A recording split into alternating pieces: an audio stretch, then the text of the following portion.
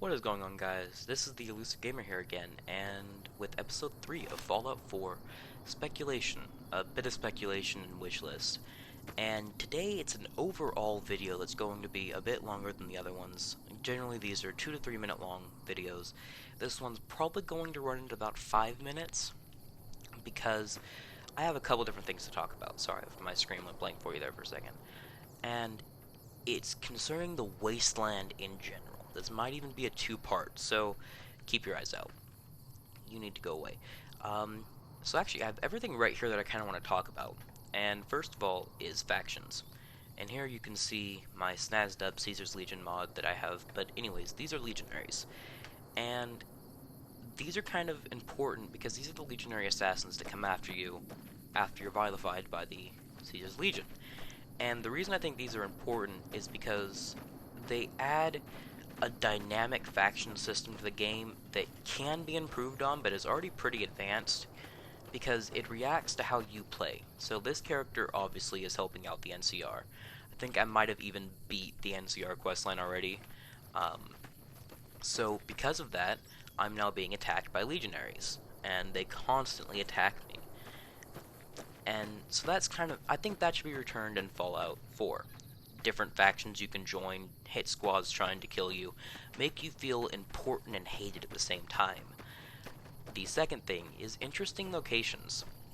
Fallout 3 definitely had more interesting locations than Fallout New Vegas does. I don't like him. I'm gonna shoot old Railroad Bill. Sorry, I have to wait for Niner to stop singing. Thank you, Niner, for finally shutting up. Anyways, Fallout 3 definitely had more interesting locations than Fallout New Vegas does.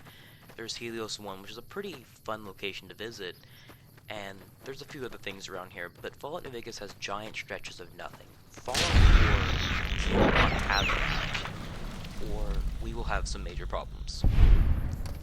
So I'm really hoping for tons of locations, because the map is going to be twice the size as Skyrim, which is a gigantic map with hundreds of hours of gameplay on it, on all my characters. So the map definitely needs to have lots of interesting locations and not just little caves here and there.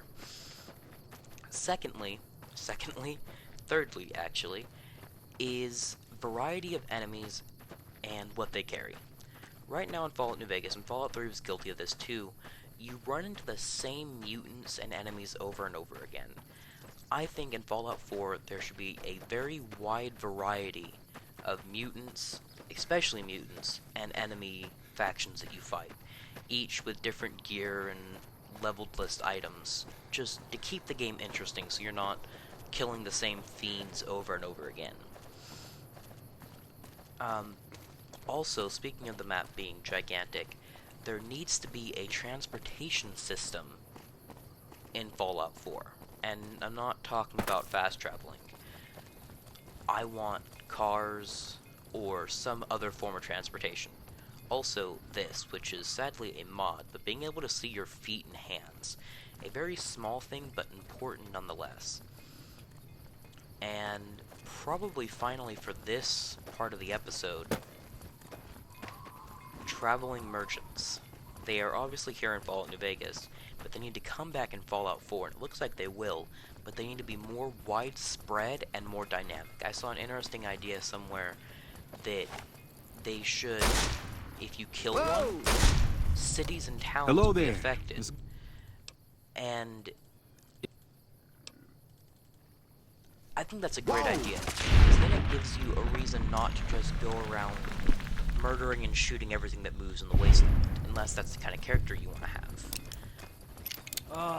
But I think that the traders should definitely have more items. Well, this lady actually has quite a lot. I mean, wow.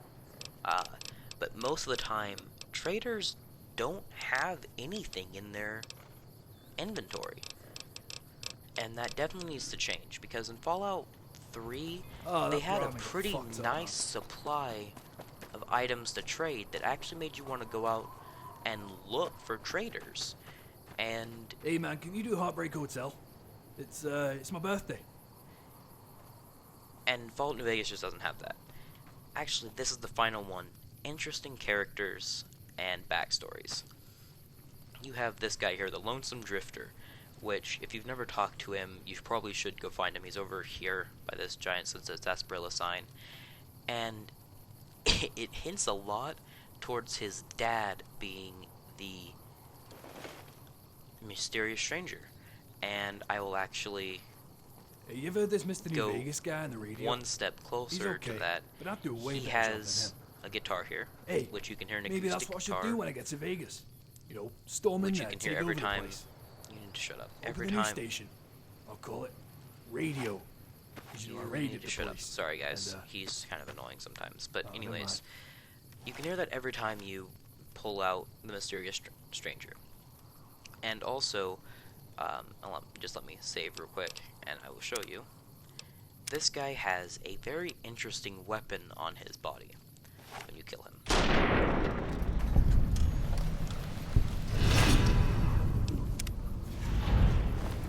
He has the mysterious magnum, which is actually kind of funny. Hear that? It's so clearly relating to the fact that he's the mysterious stranger's son. And you should definitely come over here and find him and not shoot him in the face, at least talk to him first.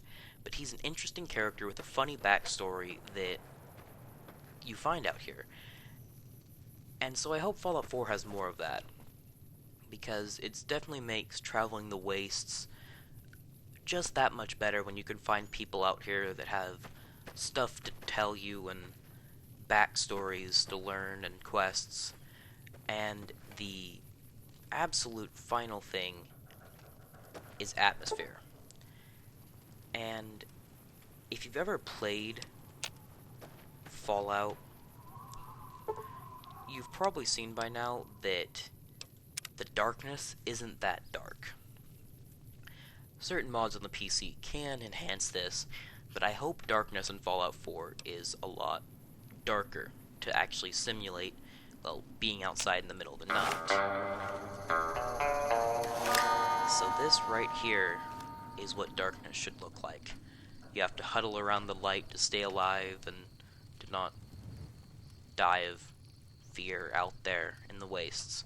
It shouldn't be all bright and sunny looking outside in the middle of the night. So, with that, I leave you guys. Thank you for watching the third episode of News and Speculation on Fallout 4. I hope you guys enjoyed. Sorry this one was a bit longer than most of the other ones, but I will see you guys again next time. Thank you for watching, and peace out.